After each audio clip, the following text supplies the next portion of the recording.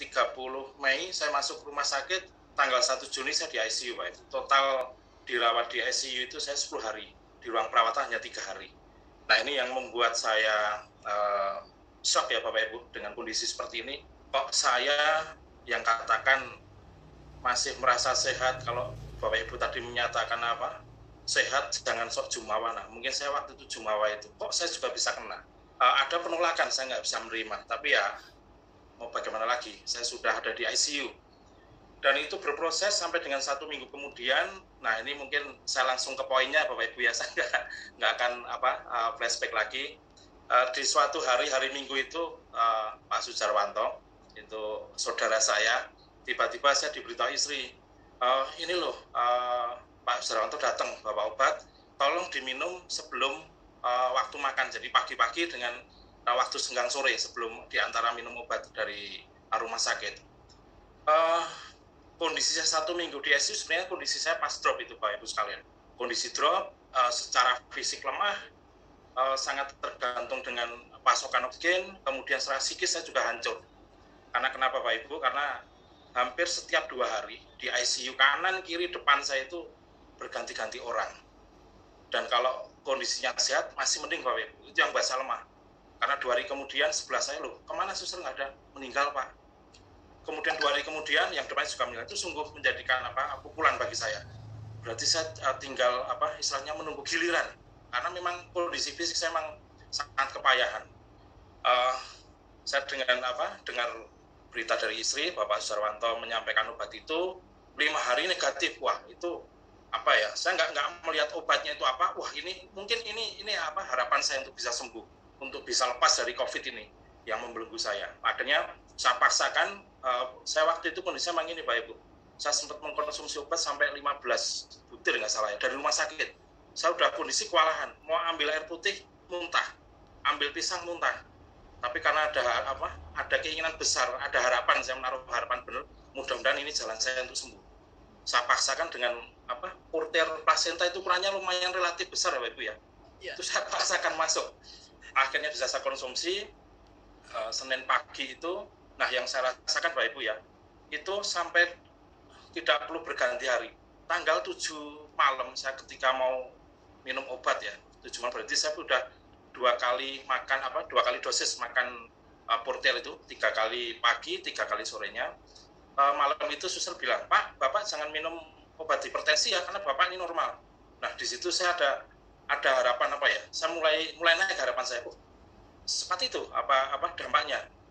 Terus akhirnya tuh mulai saya telatani lagi, yang saya rasakan sebelum saya minum portir itu, saya mungkin termasuk komorbid ya Pak Ibu ya, karena ada hipertensi.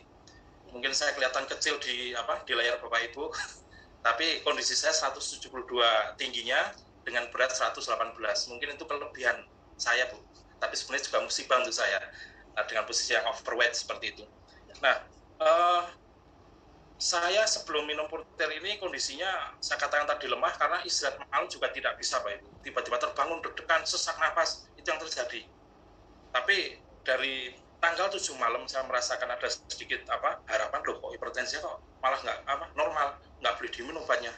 Wah, mudah-mudahan ini entah terbawa perasaan atau seperti apa, atau sugesti atau apa, tapi yang saya rasakan malam itu saya bisa tidur, bangun pagi menjelang subuh jam 4-an ya. Wah, mudah-mudahan ini memang benar-benar jalan saya minum lagi. Saat latihan ini akhirnya suster menyampaikan, Pak, ayo Pak latihan napas, Bapak ini saturasinya udah lumayan membaik, ini semakin baik-baik. Akhirnya hari Senin, hari Kamisnya itu saya keluar dari ICU dibawa ke ruang perawatan, ruang bangsal biasa. Itu saya sungguh sukacita itu ya. Dan yang saya alami Bapak Ibu, dari proses tanggal 7 sampai dengan ruang perawatan itu, rasa syukur saya itu setiap kali ditelepon, gimana ayah istri saya nangis, udah nggak usah telepon, aku nangis. Saya itu merasa lega, lepas gitu loh. Aku bisa akhirnya mulai sedikit demi sedikit menjadi lebih sehat, dan itu nyata saya rasakan.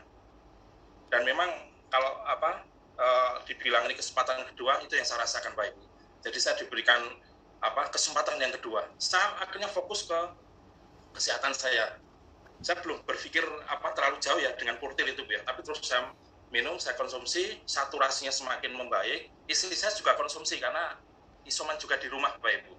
yang dirasakan juga sesaknya berkurang, itu sesak nafas. Jadi kurang lebih ya saturasi juga itu menjadi jauh baik. Karena ketika saya masuk rumah sakit, masuk ICU, istri saya juga sudah mulai gejala berat di rumah, tapi masih bisa isoman. Nah, mungkin saya katakan di sini, kalau Pak Sujarwanto itu 5 hari negatif, sayangnya saya di hari kelima itu nggak ada yang PCR, tapi di hari kurang lebih hari ke-6, istri saya itu sudah bisa menjemput saya ke rumah sakit, Bapak Ibu. Saya pun ragu sebelumnya, loh, kuat nggak bawa mobil? Tapi ternyata datang ke rumah sakit, saya pun juga tenang karena melihat face mukanya itu sudah ada energi auranya ya, nggak pucat. Jadi saya pun juga lega.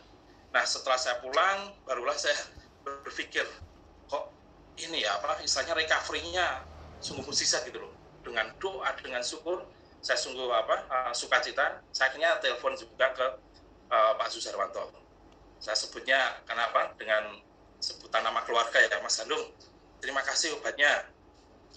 Saya lupa waktu itu apa telepon atau WA, tapi kurang lebihnya saya komunikasi ke Pak Sujarwanto. Terima kasih, saya sudah baik, kami sekeluarga sudah jauh lebih baik. Nah, mungkin itu Bapak Ibu yang bisa saya sampaikan.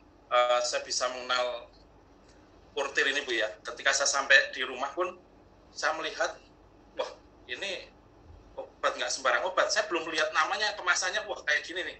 Akhirnya saya mencari tahu, wah memang bukan obat biasa, dan khasiatnya, ya saya punya keyakinan memang khasiatnya luar biasa juga. Itu yang saya rasakan, Bapak Ibu.